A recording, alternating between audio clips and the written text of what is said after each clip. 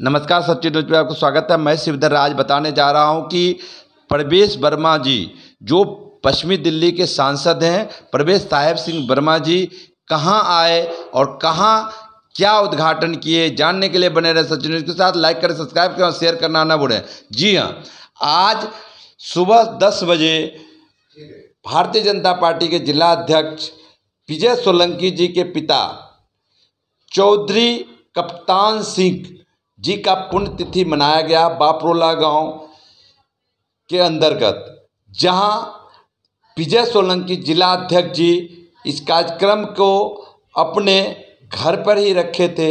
इसमें भारतीय जनता पार्टी के बहुत से नेता कार्यकर्ता सभी एकत्रित हुए। उसी के साथ साथ आसपास के कई गांवों के प्रधान लोग एकत्रित हुए और सभी लोगों ने मिलकर आज चौधरी कप्तान सिंह के पुण्यतिथि के अवसर पर चौधरी कप्तान सिंह कॉम्प्लेक्स के द्वारा नामांकन किया गया। उस स्थान को जो ग्राम सभा में कई एकड़ जमीन दान दिए थे चौधरी कप्तान सिंह जब प्रधान हुआ करते थे। एक समय में वह पहले एयरफोर्स के जवान भी रह चुके थे, इसलिए कप्तान थे। और साथ ही चौधरी कप्तान सिंह प्रधान जी चूँकि प्रधान भी रह चुके थे और उन्होंने प्रधान काल में ही कई एकड़ ज़मीन ग्राम सभा को दिए थे और उसी पर बने कॉम्प्लेक्स का नाम चौधरी कप्तान सिंह प्रधान कॉम्प्लेक्स बापरोला गांव के नाम से रखा गया। और उसी के प्रेरणा स्रोत यह कार्यक्रम किया गया, जिसके अंदर भारतीय जनता पार्टी के लोकप्रिय सांसद प्रवेश साहेब सिंह वर्मा जी, कृष्ण गहलोत जी, राजेश गहलोत जी, विजय सोलंकी जी और सभी निगम पार्षद, सुरेश प्रधान जो कांग्रेस पार्टी के निगम पार्षद वह भी आए थे, कई सारे सामाजिक कार्यकर्ता भी आए थे और साथ ही भारतीय जनता पार्टी के सभी मंडल अध्यक्ष निगम पार्षद जैसे श्याम मिश्रा जी, विनय गौड़ जी सरीखे बहुत सारे कार्यकर्ता आए थे। इस कार्यक्रम में बहुत सारे लोग उपस्थित हुए, जैसे कि बंशीधर जी, गुलाब हसन जी, अजय फोड़ जी, नरेश सिंह जी जो महामंत्री भी हैं 22 सैनिक इनक्लेव से। इस प्रकार से बहुत सारे कार्यकर्ता और जनता जनार्दन सारे एकत्रित हुए, सभी ने इस कार्यक्रम को सफल बनाया। वास्तव में चौधरी कप्तान सिंह प्रधान जी के बारे में प्रवेश वर्मा साहब जी क्या कहते हैं, सुने और देखें और शेयर करें। बने रहे सचिन के साथ, लाइक करें, सब्सक्राइब करें, शेयर करना भूलें। धन्यवाद। देखें, जब डॉक्टर ने जवाब दे दिया तब ये हमें दुख का समाचार मिला। तो ऐसा व्यक्ति अगर समाज में ऐसे काम करके जाए और उसके नाम से कोई जगह का ऐसा नामकरण हो तो उसका क्या संदेश है? उसका संदेश ये है कि जब भी कॉलोनी के बच्चे ये बोर्ड देखेंगे, कप्तान सिंह जी का नाम देखेंगे, तो उनकी जिज्ञासा आएगी कि ये कौन थे, मैं इनके बारे में पढ़ता हूँ, इन्होंने क्या किया। तब वो पढ़ेंगे, देखेंगे कि क्या व्यक्ति था, अपने माँ बाप से, दादा से, दादी से पूछेंगे, वो बताएंगे क्या व्यक्ति था। तब वो बच्चे जरूर उनके मन में, युवा पीढ़ी में ये बात आती है, अच्छा अगर कोई व्यक्ति ऐसा काम करेगा तो उसका इतना नाम होता है, उसका नामकरण भी होता है, कॉलोनी का नाम भी रख देते हैं, सड़क का भी नाम रख देते हैं, स्टैचू भी लगता है। तब मन में, बच्चे के मन में ये संस्कार स्वाभाविक ही आएंगे कि मैं भी अच्छा काम करूंगा, मैं भी गाय की सेवा करूंगा, मैं भी एक दिन फौज में चला जाऊंगा, मैं भी देश की सेवा करूंगा, मैं भी लोगों के काम आऊंगा। तो ये ऐसे कार्यक्रमों का संदेश होता है, इसलिए ये कार्यक्रम होते हैं।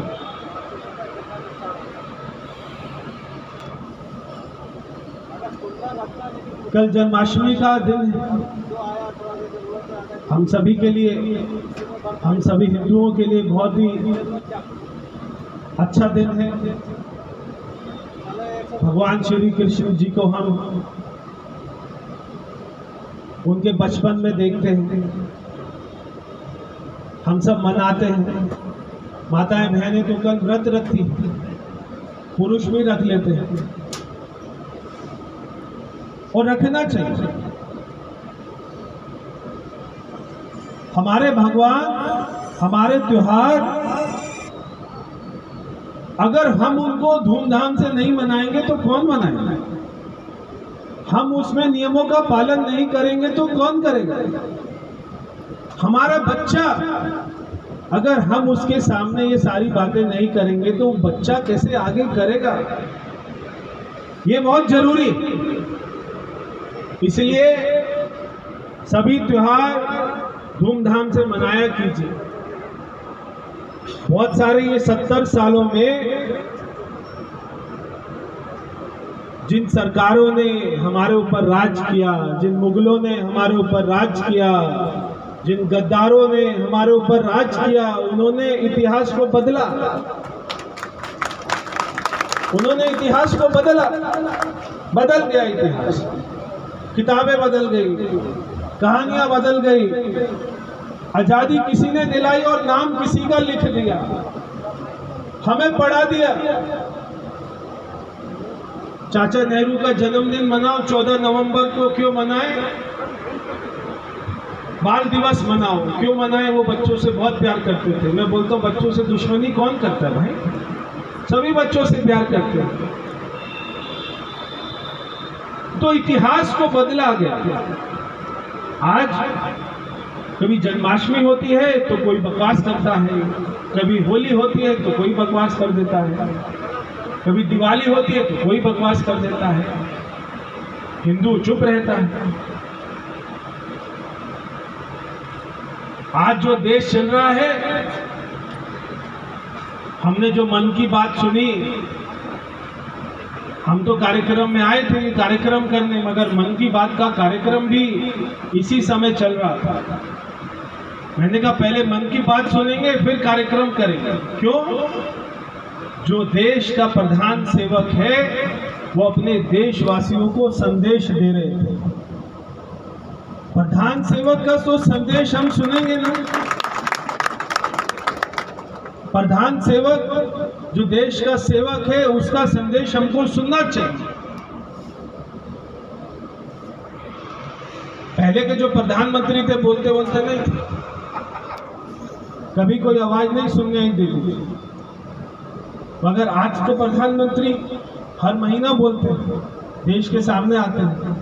ऐसा क्यों होता है? क्योंकि जो खुददार होता है, जिसमें गुमाह होता है, जो अच्छा काम कर रहा होता है, वो सामने आता है और वो बात करता है देशवासियों से, देशवासियों के सुझाव भी लेता है। मैं हमेशा कहता हूं ये पता नहीं कितने लाखों करोड़ों प्रार्थनाओं का ये फल है कि नरेंद्र मोदी जी जैसा प्रधानमंत्री आज हमारी सेवा कर रहा है। ये समय आना ये छोटी बात नहीं है। देश में अनेक चुनौतियां होती हैं, उन चुनौतियों से लड़ना ये आसान बात नहीं है। पूरा देश को चलाने के बाद भी ओलंपिक खेल में अगर टीम हार जाती है तो प्रधानमंत्री समय निकालकर उससे बात करते हैं।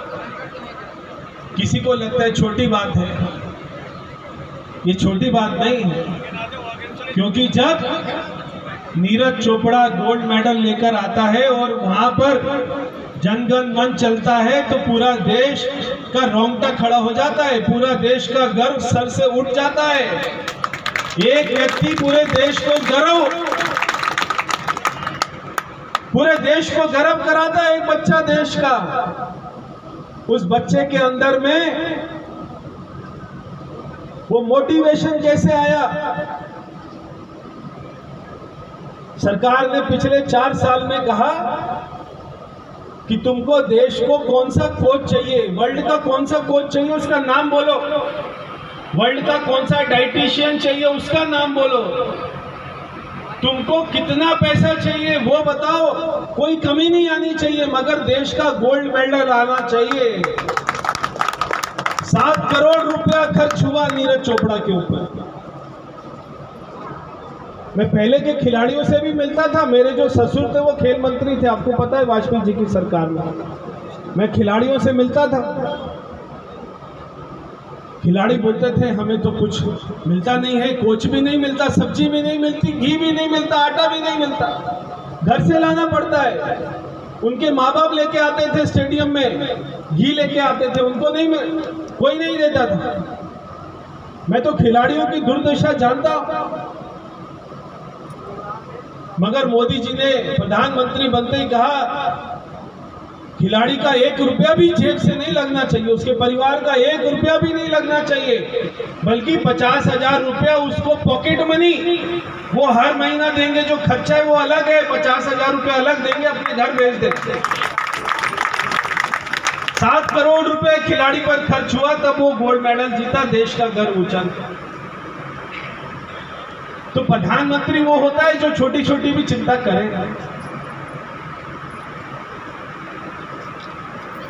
तो ऐसे ऐसे लोग, कप्तान सिंह सोलंकी जी जैसे लोग, उनका ये सपना था कि नरेंद्र मोदी जी जैसा देश का प्रधानमंत्री बने। तो आज आप सभी इतनी संख्या में आए, अभी तो बीमारी चल रही है, उसके बाद भी आप इतनी संख्या में आए, कार्यक्रम में भाग लिया, एक बार पुनः कप्तान सिंह जी को याद किया और सामूहिक रूप में आज ये नामकरण का कार्यक्रम हुआ। ये सबसे अच्छी बात है। इतनी संख्या में ये कार्यक्रम होना, ये एक अच्छा संदेश जाता है। आज सारे कार्यकर्ता पूरे नजफगढ़ जिले के यहाँ पर मौजूद हैं, निगम पार्षद हैं, मंडल अध्यक्ष है, विधानसभा चुनाव लड़े हुए लोग हैं, हमारी महिलाएं बहनें हैं, युवा भाई हैं, हमारे बुजुर्ग हैं, हमारी कॉलोनी की बहनें हैं। आज सभी यहाँ पर बहुत अच्छा लग रहा है, मुझको बहुत अच्छा लग रहा है कि हम सभी एक परिवार के रूप में। बस मैं तो ईश्वर से यही कहूँगा कि आप सब खुश रहना, आपके घर में सब हमेशा खुशियाँ बनी रहें, आपके बच्चे खूब आपका नाम ऊंचा करें, देश का नाम ऊंचा करें। जय हिंद। मैं निवेदन करूंगा परिवार की तरफ से और भारतीय जनता पार्टी के जिला अध्यक्ष होने के नाते हम सबके बड़े भाई जो दिन रात संगठन के काम की चिंता करते हैं, दिन रात संगठन के काम में लगे हुए रहते हैं, श्री विजय सोलंकी जी से वो धन्यवाद करेंगे। उसके बाद में राशन की किट जो है वितरित होंगी हमारे लोकप्रिय सांसद श्री प्रवेश साहिब सिंह जी के हाथ से। आदरणीय श्री विजय सोलंकी जी।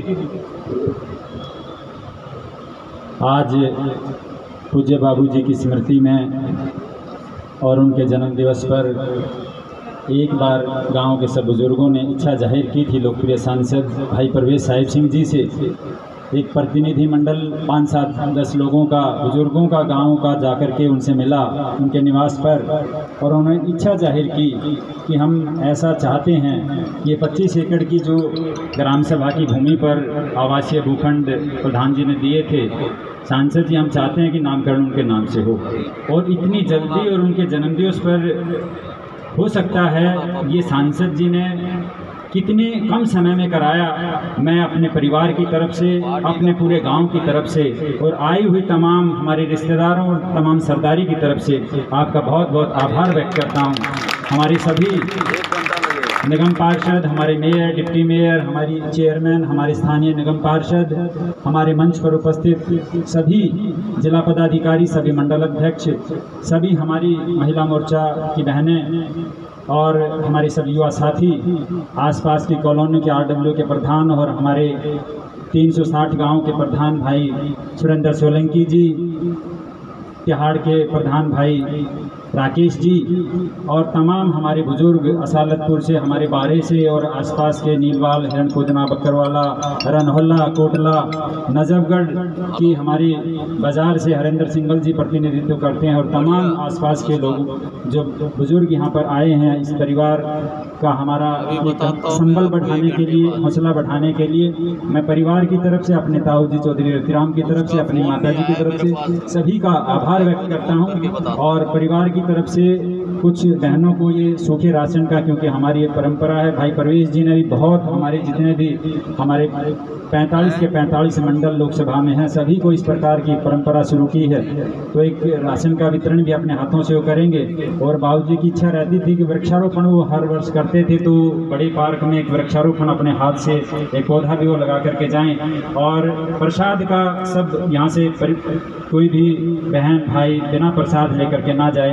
मैं अपनी तरफ से पुनः सभी का, आए हुए सभी बंधुओं का बहुत बहुत आभार व्यक्त करता हूँ। बहुत बहुत आभार, बहुत बहुत धन्यवाद।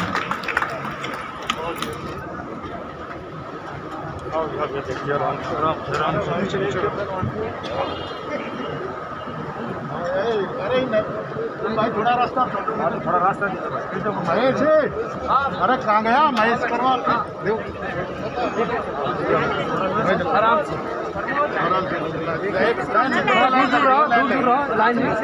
दूर दूर हाथ में लो, उधर उधर पड़ते रहो, लेकर जाओ, उड़े ना जाओ, उड़े ना जाओ, चलो आगे जाओ, आगे बढ़ो, चलो जाओ, आप आओ। इनका बेटा रुक गए, चलो चलो चलो, जाते रहो, भैया इधर देखो, आगे जाओ, आगे बढ़ो, आगे बढ़ो, हाँ चलो चलो, चलते जाओ, चलते जाओ, लेते जाओ, वहीं बैठे रहियो, जिसके लेते जाओ, जाते जाओ, जिसके काम आगे वो दे देगा अपने आप।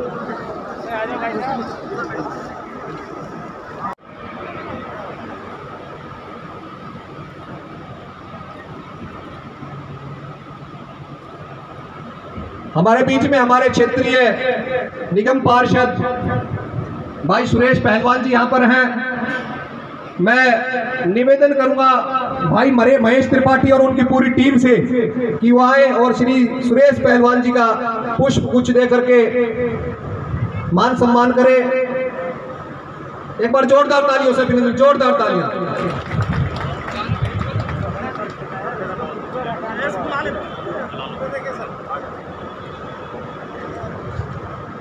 हमारे युवा मोर्चे के कुछ साथियों का मेरे से नाम छूट गया था। भाई विकास त्यागी जी, प्रदीप यादव जी, सोनू सोलंकी जी, साहिल मलिक जी, पवन मटियाला जी, सोना धवन जी, प्रवीण कौशिक जी, प्रवीण डागर जी, राहुल सरोवा जी, विमल गुप्ता जी, आलोक यादव जी, हमारे 2 मंडल अध्यक्ष भी रह गए थे, भाई तापस तिवारी, भाई आशीष ओल्याण जी।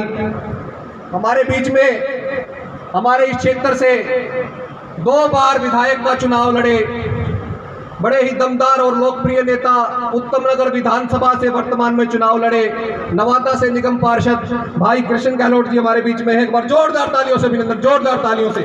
मैं निवेदन करूंगा भाई रोहित जी जिसे वो स्वागत करेंगे भाई कृष्ण गहलोत जी का। एक बार जोरदार तालियां, जोरदार अभिनंदन। थोड़ा साइड होकर वीडियो बना लो भाई। राजदत्त जी यहीं पे है क्या अभी?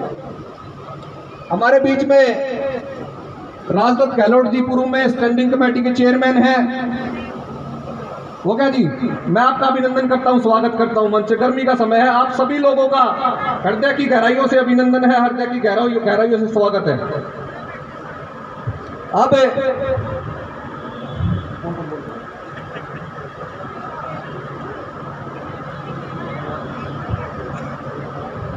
अभी हमारे सांसद जी को 2 कार्यक्रमों में मुंडेड़ा और सुरेड़ा वहां भी जाना है।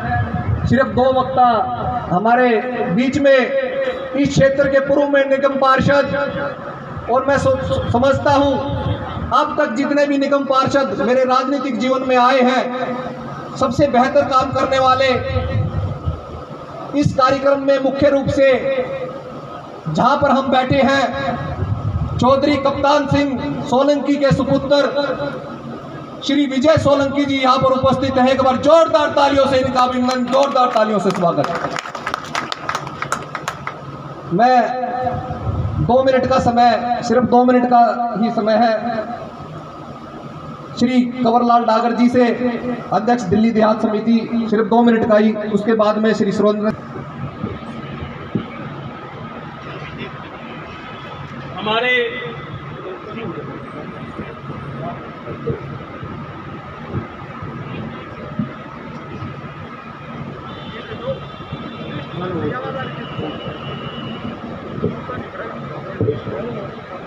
पश्चिमी दिल्ली के सांसद भाई परवेश वर्मा जी, तमाम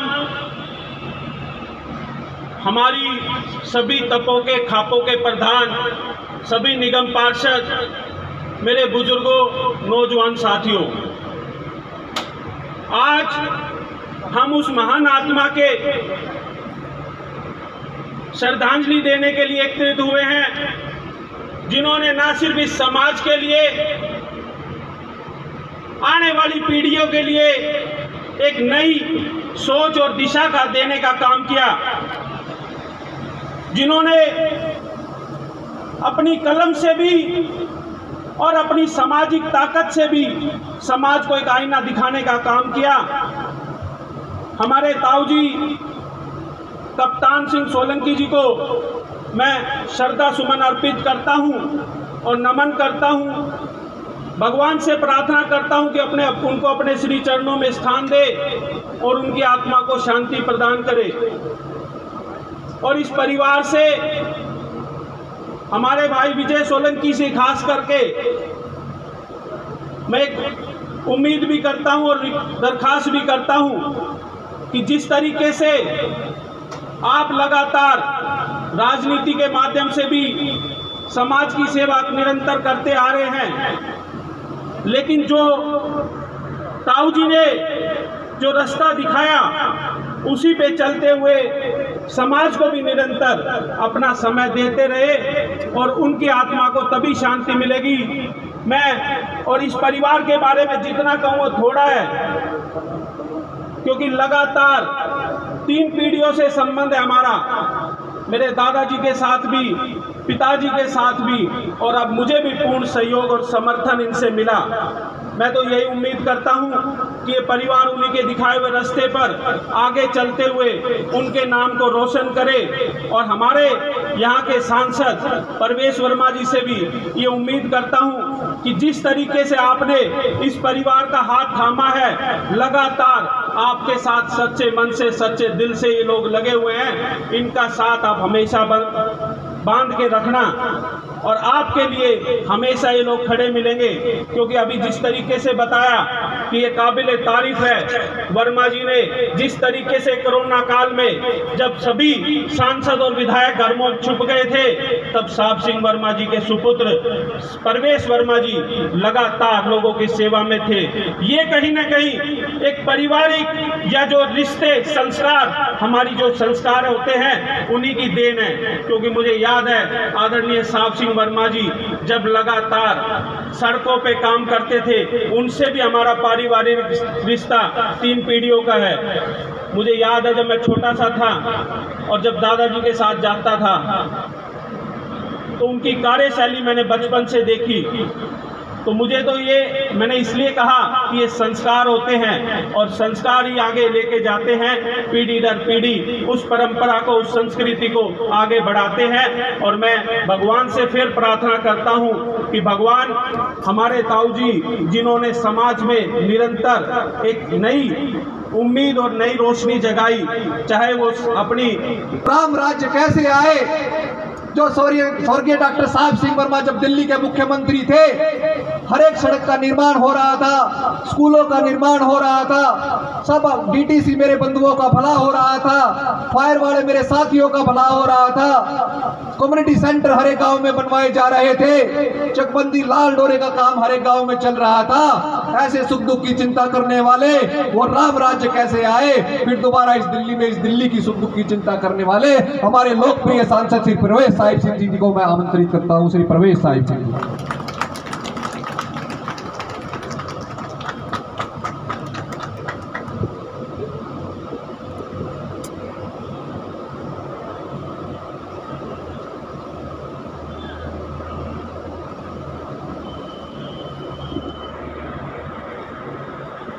आज सबसे पहले तो मैं स्वर्गीय श्री कप्तान सिंह सोलंकी जी की स्मृति में उनको नमन करता हूं।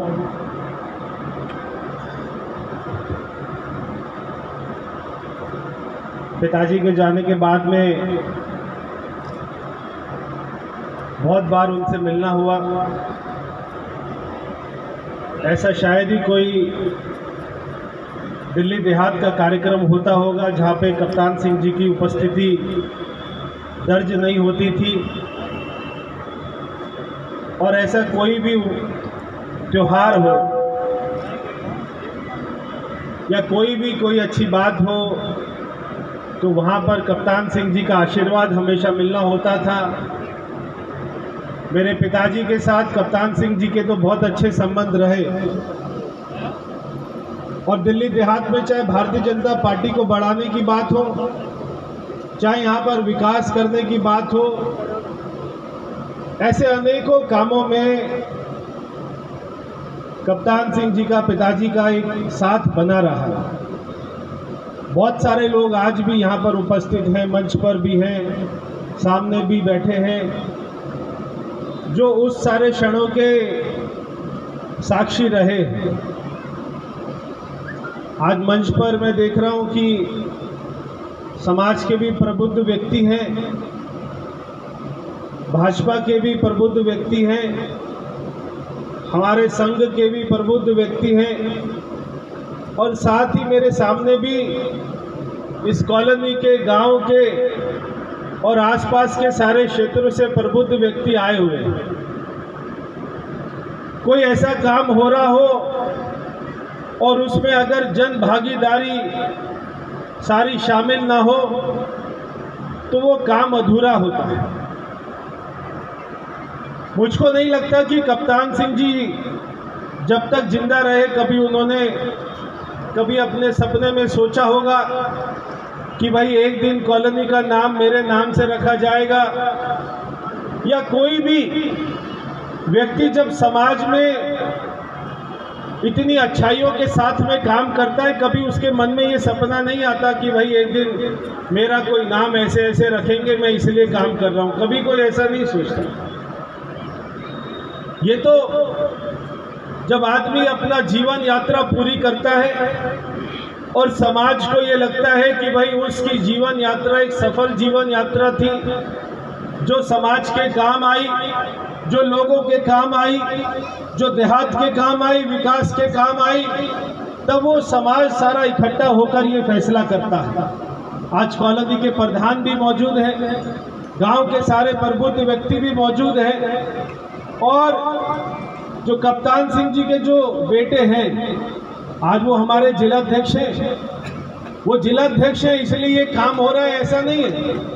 वो जिलाध्यक्ष नहीं भी होते तब भी विजय जी की एक अपनी पहचान थी, कप्तान सिंह जी की एक अपनी बहुत बड़ी पहचान थी। आज वो जिलाध्यक्ष नहीं होते तब भी ये कार्यक्रम ऐसे ही धूमधाम से हम लोग मनाते हैं। आज 29 अगस्त है, जब विजय जी ने कहा कि ऐसा कार्यक्रम होना है, उनके जन्मदिन पर होना है, तो मुझे बहुत अच्छा लगा। आज मेजर ध्यानचंद जी का भी जन्मदिन है, जिनको हम हॉकी के जादूगर के नाम से जानते हैं और अभी जो एक सबसे बड़ा देश का खेल पुरस्कार है वो भी आपने देखा होगा। हमारी सरकार ने, प्रधानमंत्री जी की सोच ने वो पुरस्कार का नाम उनके नाम से रखा। अगर मैं कप्तान सिंह जी के जीवन के ऊपर में कुछ बोलूं, मैं समझता हूं कि हम सभी को, जितने लोग यहाँ बैठे हैं और जो लोग कप्तान सिंह जी के जीवन से परिचित नहीं, उनको उनके जीवन के ऊपर में पढ़ना चाहिए। हम एक कार्यक्रम में आ गए, कार्यक्रम में नामकरण हो गया, मगर हमने उस व्यक्ति के बारे में जाना ही नहीं कि वो व्यक्ति कौन था जिसके नाम पर ये नामकरण हो रहा है। अगर आप उसके व्यक्ति के व्यक्तित्व के बारे में जानेंगे तो आपके मन से अगली आवाज यही निकलेगी कि ये बहुत अच्छा काम हुआ है। ये आपके मन से अपने आप ही आएगा।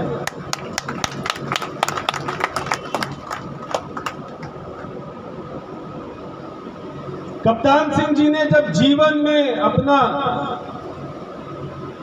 जब वो जवान हुए, तब उनके मन में सबसे पहले आया कि मैं फौज में भर्ती हूं। बहुत सारे युवाओं के मन में आता है। उस समय वो भी एक युवा थे जब उनके मन में आया और वो वायुसेना में भर्ती हुए। 2 युद्ध में उन्होंने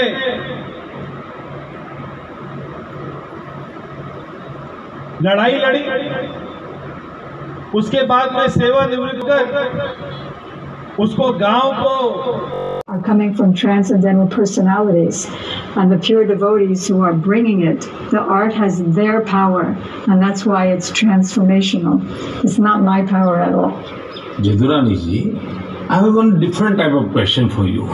Since 1966, in a way, and from 1976 physically, you have been associated with India. How long? Will you please tell me what does India mean to you? Prime Minister Ji, India means everything to me. I was mentioning, I think, to the Honorable President a few days ago that India has come up so much in technical advancement and following the West very well with Twitter and Instagram and iPhones and big buildings and so much facility. But I know that that's not the real glory of India. What makes India glorious is the fact that Krishna himself, the Avatari, appeared here. And all the avatars appeared here. Lord Shiva appeared here. Lord Ram appeared here. All the holy rivers are here. All the holy places of Vaishnava culture are here. And so आत्म और दर्शन के बारे में इतना कुछ सोचते हैं तो हमारी भी जिम्मेदारी है कि हम अपनी इन महान परंपराओं को आगे लेकर जाएं। जो कालबाह्य है उसे छोड़ना ही है, लेकिन जो कालातीत है उसे आगे भी ले जाना है। हम अपने पर्व मनाएं, उसकी वैज्ञानिकता को समझें, उसके पीछे के हार्थ को समझें। इतना ही नहीं, हर पर्व में कोई न कोई संदेश है, कोई न कोई संस्कार है। हमें इसे जानना भी है, जीना भी है और आने वाली पीढ़ियों के लिए विरासत के रूप में उसे आगे बढ़ाना भी है। मैं एक बार फिर सभी देशवासियों को जन्माष्टमी की बहुत बहुत शुभकामनाएं देता हूँ। मेरे प्यारे देशवासियों, इस कोरोना कालखंड में स्वच्छता के विषय में मुझे जितनी बातें करनी चाहिए थी, लगता है शायद उसमें कुछ कमी आ गई थी।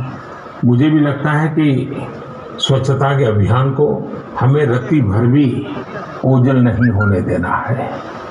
राष्ट्र निर्माण के लिए सबका प्रयास कैसे सबका विकास करता है, इसके उदाहरण हमें प्रेरणा भी देते हैं और कुछ करने के लिए एक नई ऊर्जा भर देते हैं, नया विश्वास भर देते हैं। और वहाँ के स्थानीय कृषि विज्ञान केंद्र ने मिलकर के एक अच्छा प्रयास किया है। इसका लाभ किसानों को तो हो ही रहा है, इससे स्वच्छ भारत अभियान को भी नई ताकत मिल रही है। विश्वविद्यालय की इस पहल का नाम है सुखेत मॉडल। सुखेत मॉडल का मकसद है गांवों में प्रदूषण को कम करना। इस मॉडल के तहत गांव के किसानों से गोबर और खेतों घरों से निकलने वाला अन्य कचरा इकट्ठा किया जाता है और बदले में गांव वालों को रसोई गैस सिलेंडर के लिए पैसे दिए जाते हैं। जो कचरा गांव से एकत्रित होता है उसके निपटारे के लिए वर्मी कंपोस्ट बनाने का भी काम किया जा रहा है।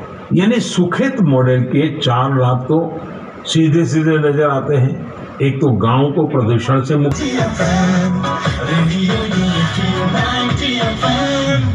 नमो नमः सर्वेभ्यः। मम नाम गंगा। भवन्तु शृण्वन्तु रेडियो यूनिटी 90 FM एक भारत श्रेष्ठ भारत। अहम् एकता मूर्त्याः मार्गदर्शिका एवं रेडियो यूनिटी माध्यमे आर्जे अस्मि। अद्य संस्कृत दिनम् अस्ति। सर्वेभ्यः बहवः शुभकामनाः अस्ति। सरदार वल्लभभाई पटेल महोदयस्य लौहपुरुषः इति उच्यते। 13विंशतिसहस्रतमे वर्षे लौहसंग्रहस्य अभियानं प्रारब्धम्। 34,000+ टन् परिमितं लौहस्य गलनं कृतम्। झारखण्डस्य एकः कृषकः मृद्गरस्य दानं कृतवान्। भवन्तु शृण्वन्तु रेडियो यूनिटी 90 FM, एक भारत श्रेष्ठ भारत।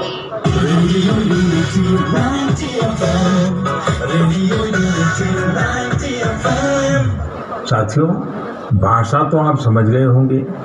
ये रेडियो पर संस्कृत में बात की जा रही है और जो बात कर रही है वो है आरजे गंगा। आरजे गंगा गुजरात के रेडियो जॉकीज के ग्रुप की एक सदस्य हैं। उनके और भी साथी हैं जैसे आरजे नीलम, आरजे गुरु और आरजे हेतल। ये सभी लोग मिलकर गुजरात में केवड़िया में इस समय संस्कृत भाषा का मान बढ़ाने में जुटे हुए हैं। और आपको मालूम है ना, ये केवड़िया वही है जहां दुनिया का सबसे ऊंचा स्टैच्यू, हमारे देश का गौरव, स्टैच्यू ऑफ यूनिटी जहां पर है, उस केवड़िया की मैं बात कर रहा हूं। और ये सब ऐसे रेडियो जॉकीज हैं जो एक देते हैं और साथ साथ community radio initiative radio unity 90 FM उसका संचालन भी करते हैं। ये आरजेस अपने श्रोताओं से संस्कृत भाषा में बात करते हैं, उन्हें संस्कृत में जानकारी उपलब्ध कराते हैं। साथियों, हमारे यहाँ संस्कृत के बारे में कहा गया है, अमृतम संस्कृतम मित्र सरसम सरलम वचः एकता मूलकम राष्ट्रे ज्ञान विज्ञान पोषकम। अर्थात हमारी संस्कृत भाषा सरस भी है, सरल भी है। संस्कृत अपने विचारों, अपने साहित्य के माध्यम से ये ज्ञान विज्ञान और राष्ट्र की एकता का भी पोषण करती है, उसे मजबूत करती है। संस्कृत साहित्य में मानवता और ज्ञान का ऐसा ही दिव्य दर्शन है जो किसी को भी आकर्षित कर सकता है। हाल ही में मुझे कई ऐसे लोगों के बारे में जानने को मिला जो विदेशों में संस्कृत पढ़ाने का प्रेरक कार्य कर रहे हैं। ऐसे एक व्यक्ति हैं श्रीमान रटगर कॉर्टेनहॉर्स्ट, जो आयरलैंड में संस्कृत के जाने माने विद्वान और शिक्षक हैं और वहाँ के बच्चों को संस्कृत पढ़ाते हैं। इधर हमारे यहाँ पूरब में भारत और थाईलैंड के बीच सांस्कृतिक संबंधों की मजबूती में संस्कृत भाषा की भी एक अहम भूमिका है। डॉक्टर चिरापत प्रपंड विद्या और डॉक्टर कुसुमा रक्षामणि, ये दोनों थाईलैंड में संस्कृत भाषा के प्रचार प्रसार में बहुत महत्वपूर्ण भूमिका निभा रहे हैं। उन्होंने थाई और संस्कृत भाषा में तुलनात्मक साहित्य की रचना भी की है। ऐसे ही एक प्रोफेसर हैं श्रीमान बोरिस जाखरी, रशिया में मॉस्को स्टेट यूनिवर्सिटी में ये संस्कृत पढ़ाते हैं। उन्होंने कई शोध पत्र और पुस्तकें प्रकाशित की हैं। उन्होंने कई पुस्तकों का संस्कृत से रूसी भाषा में अनुवाद भी किया है। इसी तरह सिडनी संस्कृत स्कूल ऑस्ट्रेलिया के उन प्रमुख संस्थानों में से एक है जहां विद्यार्थी, तो कृपया #सेलिब्रेटिंग संस्कृत के साथ सोशल मीडिया पर उनसे संबंधित जानकारी जरूर साझा करें। मेरे प्यारे देशवासियों, अगले कुछ दिनों में ही विश्वकर्मा जयंती भी आने वाली है। भगवान विश्वकर्मा को हमारे यहाँ विश्व की सृजन शक्ति का प्रतीक माना गया है। जो भी अपने कौशल्य से किसी वस्तु का निर्माण करता है, सृजन करता है, चाहे वो सिलाई कढ़ाई हो, सॉफ्टवेयर हो या फिर सैटेलाइट, ये सब भगवान विश्वकर्मा का प्रकटीकरण है। दुनिया में भले स्किल की पहचान आज नए तरीके से हो रही है, लेकिन हमारे ऋषियों ने तो हजारों सालों से स्किल और स्केल पर बल दिया है। उन्होंने स्किल को, हुनर को, कौशल को आस्था से जोड़कर हमारे जीवन दर्शन का हिस्सा बना दिया है। हमारे वेदों ने भी कई सूक्त भगवान विश्वकर्मा को समर्पित किए हैं। सृष्टि की जितनी भी बड़ी रचनाएं हैं, जो भी नए और बड़े काम हुए हैं, हमारे शास्त्रों में उनका श्रेय भगवान विश्वकर्मा को ही दिया गया है। ये एक तरह से इस बात का प्रतीक है कि संसार में जो कुछ भी डेवलपमेंट और इनोवेशन होता है वो स्किल्स के जरिए ही होता है। भगवान विश्वकर्मा की जयंती और उनकी पूजा के पीछे यही भाव है। और हमारे शास्त्रों में ये भी कहा गया है, विश्वम कुतस्नम कर्म व्यापारो यस्य सह विश्वकर्मा, अर्थात जो सृष्टि और निर्माण से जुड़े सभी कर्म करता है वह विश्वकर्मा है। हमारे शास्त्रालय का संकल्प करें। हमारी पूजा का भाव यही होना चाहिए कि हम स्किल के महत्व को समझेंगे और स्किल लोगों को, चाहे वो कोई भी काम करता हो, उन्हें पूरा सम्मान भी देंगे। मेरे प्यारे देशवासियों, ये समय आज़ादी के 75वें साल का है। इस साल तो हमें हर दिन नए संकल्प लेने हैं, नया सोचना है और कुछ नया करने का अपना जज्बा बढ़ाना है। हमारा भारत जब आज़ादी के 100 साल पूरे करेगा तब हमारे ये संकल्प ही उसकी सफलता की बुनियाद में नजर आएंगे। इसलिए हमें ये मौका जाने नहीं देना है। हमें इसमें अपना ज़्यादा से ज़्यादा योगदान देना है। और इन प्रयासों के बीच हमें एक बात और याद रखनी है, दवाई भी कड़ाई भी। देश में 62 करोड़ से ज़्यादा वैक्सीन की डोज दी जा चुकी है, लेकिन फिर भी हमें सावधानी रखनी है, सतर्कता रखनी है और हाँ, हमेशा एक समाज को समर्पित जीवन था। 20 सूत्रीय जो कार्यक्रम 25 एकड़ भूमि में जिसमें हम यहाँ पर बैठे हैं, ये सभी प्लाट उन्होंने अपने हाथ से दिए थे। उनके जाने के बाद सभी की ये इच्छा थी कि इस भूमि का नाम स्वर्गीय चौधरी कप्तान सिंह सोलंकी कॉम्प्लेक्स के नाम से रखा जाए। आज उनके पहले जन्म दिवस पर इस कड़ी में हम यहाँ पर हैं। स्वागत का जो क्रम था वो अधूरा है। हमारे लोकप्रिय सांसद श्री प्रवेश साहिब सिंह वर्मा, इन्होंने कंस्ट्रेटर दिया, ऑक्सीजन दी, दवाइयां दी, मास्क बंटवाए, कोरोना सेंटर, कोविड सेंटर इन्होंने खुलवाए। मैं बताना चाहता हूं, इनका दिया हुआ कंस्ट्रेटर, मेरा गांव कैर है, संदीप मेरा नाम है, ईश्वर पंडित जी के यहाँ पे आज भी काम कर रहा है। आज भी अब ईश्वर पंडित जी मानते हैं अगर ये कंस्ट्रेटर नहीं होता तो मैं कभी का प्राण त्याग चुका होता। ऐसे हमारे लोकप्रिय सांसद श्री प्रवेश साहिब सिंह जी, एक कार्यकर्ता के नाते इन्होंने मुझे जो कंस्ट्रेटर दिया, इस मंच के माध्यम से मैं 15-20 दिन की एक्सटेंशन और मानता हूं उससे। श्री सुरेंद्र सोलंकी जी प्रधान 360, श्री कंवरलाल डागर जी अध्यक्ष दिल्ली इतिहास समिति, श्री ओम प्रकाश जी, श्री देवेंद्र प्रधान जी प्रधान 16-18, श्री राकेश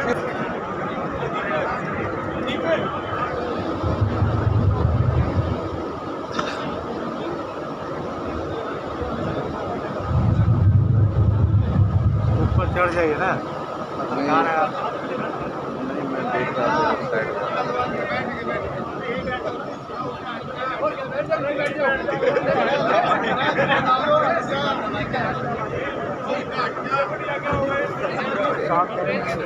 हमारे बीच में श्रीमती श्वेता सैनी जी है, चेयरमैन वेस्ट जोन।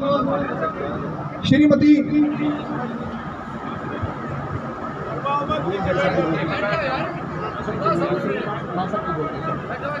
सभी के मैं जिला पदाधिकारियों के पार्षदों के शुरू में नाम ले चुका हूं।